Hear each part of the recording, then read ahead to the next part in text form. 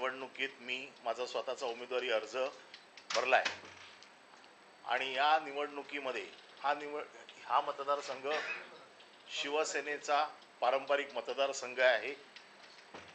गेले 5 टर्म हा मतदारसंघ शिवसेनेकडेच आहे आणि तो ह्यावेळी देखील शिवसेनेकडेच राहील याचा आम्हाला पूर्ण विश्वास आहे। आज मी माझं संकल्प पत्र जाहीर करत आहे आणि त्याची सुरुवात माझ्या पक्षाचे प्रमुख आणि माझे मतदार उद्धवसाहेब ठाकरे यांना पहिलं माझं संकल्प पत्र देतोय की या पदवीधर मतदारसंघात मी काय करू इच्छितो याच्या बाबतीतला थोडक्यात आढावा मी माझ्या संकल्प पत्रात मांडलाय। माझी ओळख ही मी त्याच्यातनं दिलेली आहे। गेले 3 टर्म शिवसेना प्रमुख बाळासाहेब ठाकरे आणि उद्धव साहेबांच्या आशीर्वादाने मी शिवसेनेचं प्रतिनिधित्व विधान परिषदेत करतोय आणि हे करत असताना मी आमदारांमधून हे प्रतिनिधित्व करत होतो। महाराष्ट्रातले विविध प्रश्न मी विधान परिषदेत मांडले, वेगवेगळ्या समस्या वेगवेगळ्या गोष्टींवरती मी आवाज उठवला, परंतु ह्या वेळेला मतदारसंघ बदललेला असल्यामुळे त्या मतदारसंघाच्या बाबतीत माझ्या मनात काय आहे, माझ्या पक्षाची विचारधारा या मतदारांपर्यंत पोहोचवून आपण कसं ह्या मतदारांना आपण त्यांच्या बाबतीत काय करणार आहोत हे या संकल्प पत्रात सांगितलंय। माझे दुसरे मतदार आदित्य ठाकरे देखील इकडे आलेले आहेत आणि ह्या दोघांच्या साक्षीने मी आज माझ्या संकल्प पत्राचं अनावरण करत आहे। मला असं वाटतं की उद्धव साहेबांनी आणि आदित्य साहेबांनी माझे मतदार म्हणून आणि माझ्या पक्षाचे प्रमुख म्हणून मला आशीर्वाद दिलेलेच आहेत, परंतु प्रचंड मताधिक्याने या मतदारसंघात शिवसेनेने नेहमी रेकॉर्ड केलाय। मागच्या एका निवडणुकीत आम्ही एकूण मतांपैकी 98% मतं आम्ही घेतलेली होती आणि त्यामुळे ह्या मतदारसंघावरचा शिवसेनेचा शिक्का हा आणखीन मजबूत व्हावा यासाठी निवडणूक मी लढत आहे। धन्यवाद। हिंदी में बता दीजिए, आज आप अपना संकल्प पत्र जारी कर रहे हैं, क्या है? आज मैं शिवसेना के पक्ष प्रमुख उद्धव जी ठाकरे, हमारे दूसरे नेता युवा सेना प्रमुख आदित्य जी ठाकरे, इनके मार्गदर्शन में मैं मेरा आज संकल्प पत्र यहाँ पर मेरे मतदारों को देता हूँ और मैं 3 टर्म इस विधान परिषद में शिवसेना प्रमुख बाळासाहेब ठाकरे जी के आशीर्वाद से जा चुका हूँ। इस बार मैं पदवीधर मतदार संघ से जा रहा हूँ और पदवीधरों के लिए मेरे मन में क्या है, मेरे पार्टी की विचारधारा क्या है, हम क्या करना चाहते हैं, ये इस संकल्प पत्र के द्वारा मैं मेरे मतदारों को बताना चाहता हूँ और मैं मतदारों का आशीर्वाद चाहता हूँ कि वो ये संकल्प पत्र पढ़े। इस पारंपरिक सीट को शिवसेना ने लगातार 5 बार जीता है, ये 6वीं बार है जहां ये सीट फिर से हम जीतने जा रहे हैं। इस रिकॉर्ड ब्रेक कॉन्स्टिट्यूएंसी का प्रतिनिधित्व मुझे करने मिल रहा है, ये मैं मेरा भाग्य समझता हूं और मैं मेरे मतदारों को ये आह्वान करता हूं कि इस संकल्प पत्र को देखें और आज तक जो प्यार आपने इस मतदार संघ को दिया है ऐसा ही प्यार इसके आगे दे। आज मैं मेरे दोनों मतदारों के द्वारा इस संकल्प पत्र का अनावरण कर रहा हूँ। दादा एक सिंधी तू प्लीज।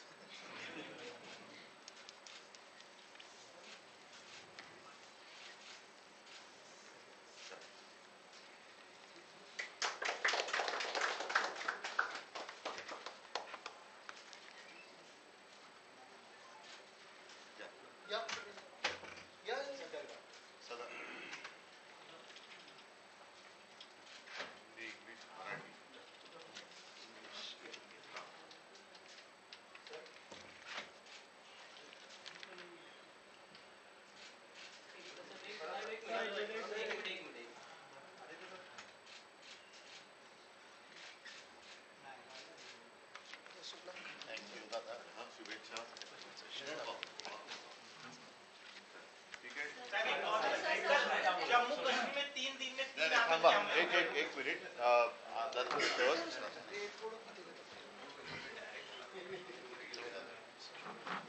आत्ताच आपण मुंबई पदवीधर मतदारसंघाचे शिवसेनेचे अधिकृत उमेदवार अनिल परब ॲडव्होकेट आहेत. त्यांच्या मी वचननामा म्हणा किंवा निवडून आल्यानंतर काय कामं करायची याचा संकल्प त्याचं लोकार्पण केलेलं आहे. या मतदारसंघाचं वैशिष्ट्य असं की इथे सर्व आणि अनिल तुम्ही माझा मतदार म्हणून उल्लेख केला त्याच्याबद्दल धन्यवाद देतो. म्हणजे माझं सर्टिफिकेट हे खरं आहे. नाही म्हणजे बाकी काय मला म्हणायचं आहे. या मतदारसंघाचा इतिहास पाहिला तर पहिल्यांदा आमचे ज्येष्ठ नेते प्रमोद नवलकर त्यांनी या मतदारांचं प्रतिनिधित्व केलं होतं.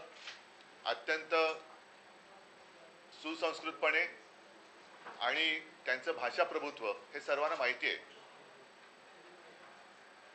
सुशिक्षित मतदार जे आहेत त्यांचे काही वेगळे प्रश्न असतात. ते सर्वसामान्य नागरिकांचे प्रश्न त्यांना भेडसावत असतातच. पण शिकल्यानंतर पुढे काय करायचं, पदवी मिळाल्यानंतर पुढे काय करायचं हा एक समोर उभा असतो.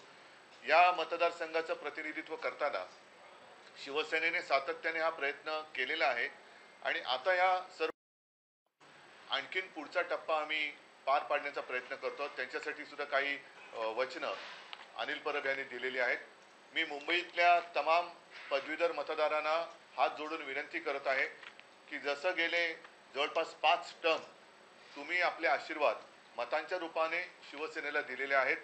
शिवसेना आणि मुंबईकर हे नातं वेगळं मी काही सांगण्याची गरज नाही आहे. तर त्या नात्यालाच आम्ही अधिक दृढ करू आणि आपल्या ज्या काही समस्या आहेत त्या प्रामाणिकपणाने सोडवण्याचा नक्की प्रयत्न करू.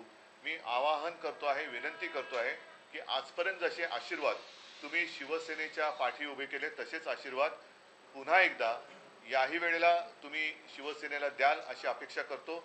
मात्र एक लक्षात घ्या की हे मतदान हे येत्या 26 जूनला आहे आणि 26 जूनला सार्वत्रिक निवडणुकीप्रमाणे सुट्टी नाही आहे. 26 जून हा कामाचा दिवस आहे. तर मी सर्व मतदारांना, माता भगिनींना आणि बांधवांना भगिनींना विनंती करतो आहे की आपण कार्यालयात जाण्यापूर्वी, आपल्या कामाला जाण्यापूर्वी मतदानाचं कर्तव्य बजावून शिवसेनेला आशीर्वाद देऊन आपण आपल्या कामाला जावं ही मी त्यांना हात जोडून विनंती करतोय. विधान परिषद निवडणुकीवरून काही प्रमाणात नव्यामध्ये बिघाड झाला नाही, बिघाड नाही झाला. आज आम्ही त्याच्याबद्दल जो काही थोडंसं काय होतं, एक साहजिक आहे ही गोष्ट खरी आहे की संवादामध्ये थोडंशी एक लूज कनेक्शन होतं.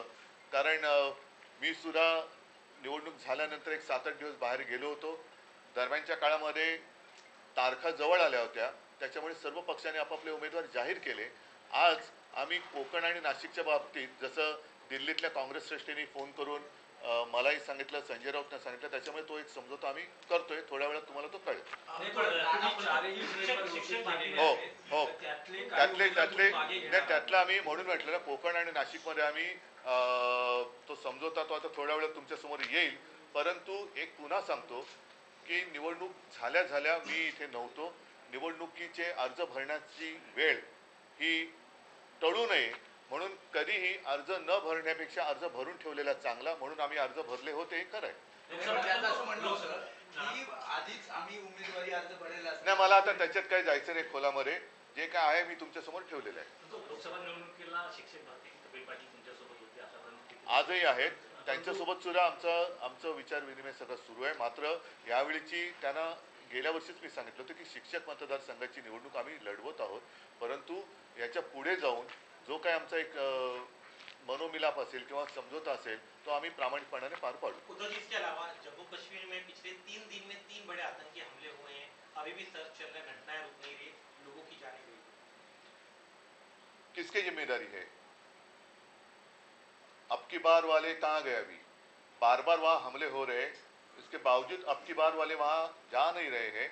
कल परसों मोहन जी भागवत उन्होंने भी कहा कि मणिपुर जल रहा है. 1 साल के बाद, खैर उन्होंने कहा तो सही, क्या अब भी प्रधानमंत्री वहाँ नहीं जाएंगे, गृह मंत्री वहाँ नहीं जाएंगे? कश्मीर तो उन्होंने पूरे चुनाव प्रचार दरमियान एक बड़ा प्रचार किया था. 370 आर्टिकल हमने निकाला. उसकी उसकी सच्चाई भी क्या है मैंने भी रखी थी सबके सामने, और हमारे जो वकील साहब है असीम सरोदे जी, उन्होंने भी कहा था। खैर वो बात अभी नहीं करेंगे, लेकिन क्या फर्क पड़ा है कश्मीर में, जाने तो जा रही है।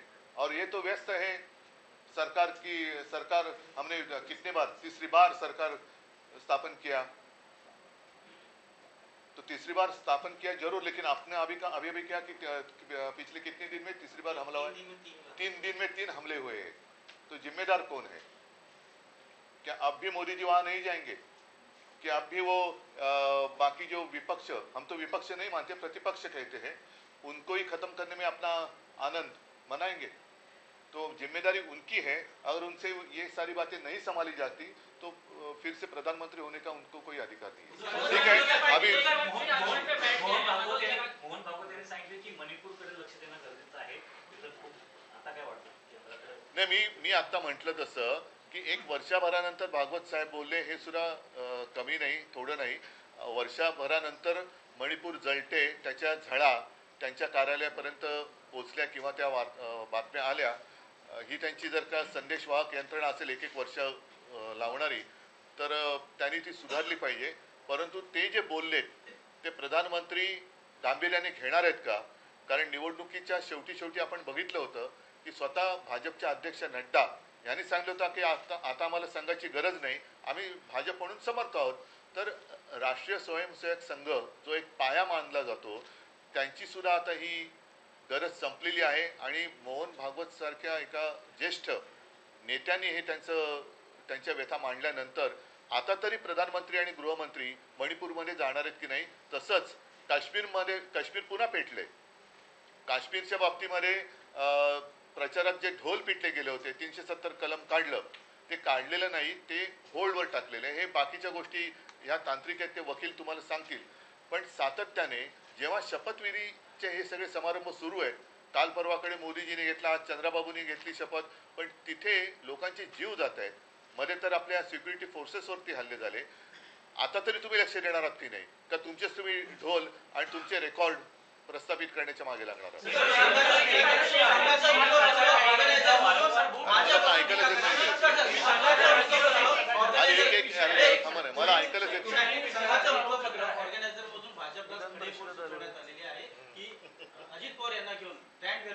बघा, आज ती मी बातमी थोडक्यात वाचली, ऑर्गनायझरनी खडेबोल सुनावलेले आहेत, देशातल्या मतदारांनी सुद्धा भाजपला खडे चाललेले आहेत।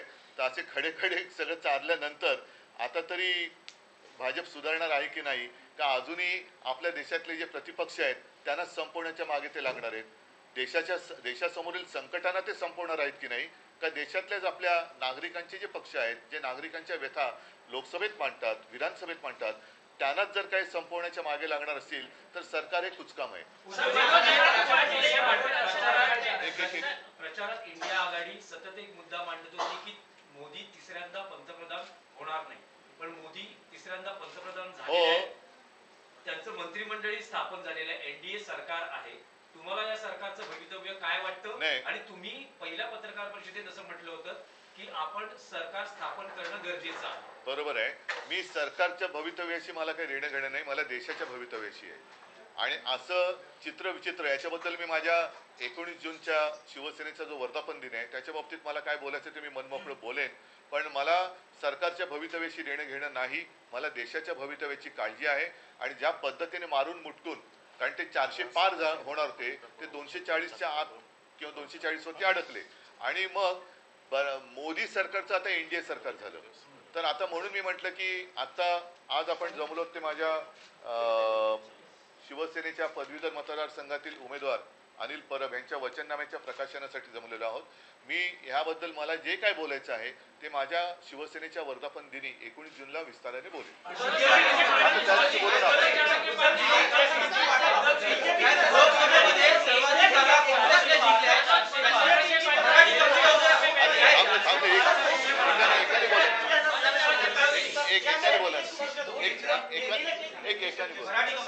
स्थापना के बाद वोट जिहाद का एक बार फिर आरोप लग रहा है।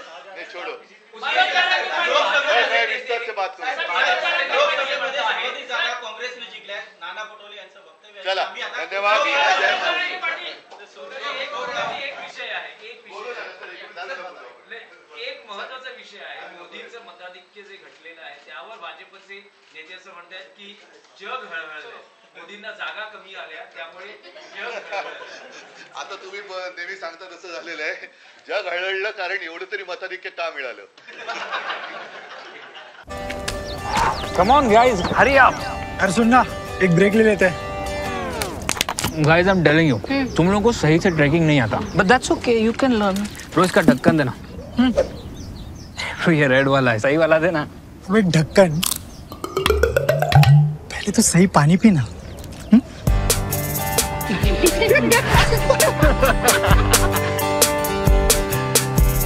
Manikchand Oxyrich, proudly Indian.